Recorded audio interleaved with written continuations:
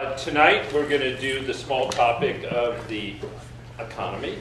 We've already covered the basics and now we'll get into the nuances. We're very lucky to have Peter Goodman, Chief Economics Correspondent of the New York Times, who's based in New York but travels around the country and the world covering the economy.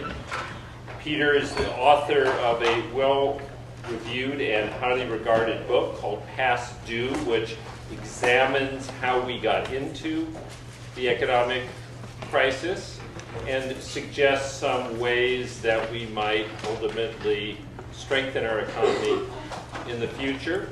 So I'm just going to bring Peter on. Instead of talking about him, I'll let him talk to you about the economy, about how Obama's handling it, about the politics of economic reform, and then we'll have lots of time for question and answers. So, Peter Goodman.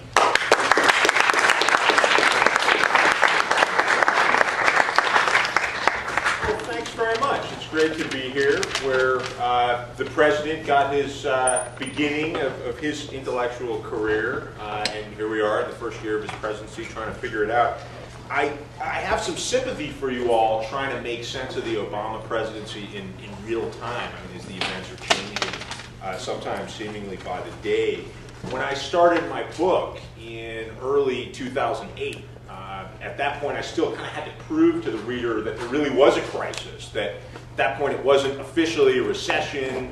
There was debate about whether or not we were in a recession. The Bush administration was contending that, yeah, there were a few problems in the mortgage market, but we were fine. And of course, by the time I finished my book in early 2009, I had to deal with all of these dramatic events that had unfolded in the fall of 2008.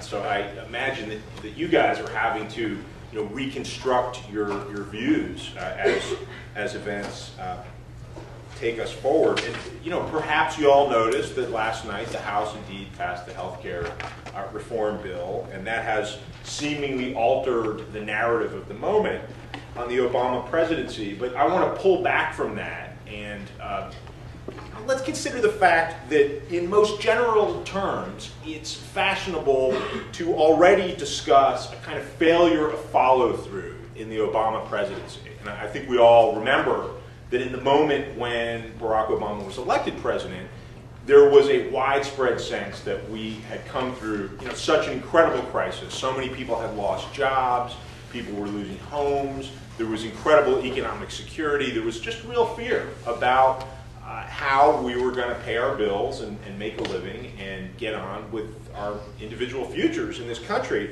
that there was a feeling that we were in a really unique moment for anyone of any age in this country, a moment that seemed to transcend the partisan bickering that had defined the political process for many years. Possibilities such as healthcare reform, the cap and trade system, to roll back carbon emissions, things that had seemed like political non-starters for years, suddenly seemed possible. And there was a kind of penetrating of the cynicism. There was a transcendence of the cynicism that I think had captured our political process for many years. And there was this hungering for a new kind of politics. And at the time, Rahm Emanuel, the chief of staff, said notably that we shouldn't waste the crisis. The crises don't come along very often, and when they do, you have to exploit them for the opportunity that they present to break out of the traditional mold of how we do things. And already, I mean, it's just a year or so into the Obama presidency, critics from across the political spectrum are opining regularly that the crisis has essentially been wasted. From the right, we hear that Obama has squandered a shot at real economic renewal on what they portray as a failed radical agenda informed by an ideological reverence for big government, more than really an accurate depiction of events. I mean, I would argue this seems largely reflective of Republican tactics to oppose and hope that by opposing we have gridlock, and then that gives them an opportunity to get back in power, and this seems to be fanned by pundits on cable news shows who we all know about, who tend to capture headlines and viewers and advertising dollars with overheated rhetoric. But perhaps more striking is the popular notion from the left that Obama's presidency has essentially been stillborn, that he's failed to realize the ambitious agenda that he seemed to set out on with his inaugural address, re-regulating the financial system, making some progress on carbon emissions, making healthcare truly universal in a way that this bill doesn't really arrive at, and lowering the cost of healthcare, and essentially just restoring the traditional bargain of middle-class economic life. The idea that there are enough jobs out there, that jobs will pay for a standard of living that we would all consider to be a traditional middle-class standard of living. And in this view of the Obama presidency as somehow stillborn, aborted, the failure is typically blamed on the administration's ill-fated decision to pursue too many things at once, while engaging in what we call the post-partisan mode of politics, trying to placate foes across the aisle. I mean, fundamentally, it's a critique of tactics, that the agenda was truly ambitious, but the tactics have proven naive, ineffective. They haven't gotten us where the administration wanted to go. And in this telling, it was foolish to pursue bipartisanship. It was foolish to hew to the center on the size of the stimulus spending bill, which enabled opponents to then characterize the stimulus as wrong, as essentially the wrong medicine, as opposed to just not a big enough dose of the right medicine.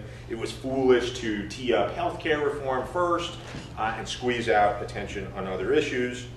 But I want to argue, I mean, this is the central point that I want to make before you tonight, that while there is some validity to the criticism of tactics, and we can talk about that if you like, in whichever area you please, more generally, I think that this presidency is in fact reflective of the values and philosophy and career experiences of the people who are working within this administration. And we are getting essentially what we elected. Now, policymaking has shown a tendency toward moderation, compromise, tinkering at the edges over a wholesale refashioning, because the people inside this administration are generally believers that our system is ill, if you will, but it isn't structurally unsound. That we have to heal it, we have to get back to reviving economic growth, and then the rest of the stuff takes care of itself. If we can just get the economy moving again, then we'll get good jobs, the stock market will be okay, and corporate profits will improve, and that'll translate into more hiring and economic opportunities for everyone, and the financial system will grow its way out of crisis. This is fundamentally the view that I think is operative inside this administration. And nowhere is this clearer than in the area that I am supposed to be paying most careful attention to, and that's the economy. And in particular, on the question that is teed up by this amusing video we just saw, the question of how to re-regulate the financial system. And we know that the financial crisis was the thing that finally brought to the surface a much deeper and more nebulous economic crisis that I argue in my book has been with us, though harder to spot, for 20 years. In the debate over how to re-regulate the financial system, we see a residue of the same sort of thinking that got us into this mess. And that is this belief that, in essence, we can trust the market to solve our problems. That if we tinker a little bit, if we get some more confidence back into the financial system and generate a little economic growth, we can then leave it to the same sort of free market capitalism that we've been living with for, as long as most of us have been alive, and that will eventually fix most of our problems. Well, this view became particularly clear to me last fall. It was right after my book came out, and I was down in Washington. I was at Georgetown, and I was on a panel discussing regulatory reform, and Larry Summers gave the keynote address. And for those of you who need an introduction, and I imagine there aren't that many at this point, Larry Summers was the Treasury Secretary in the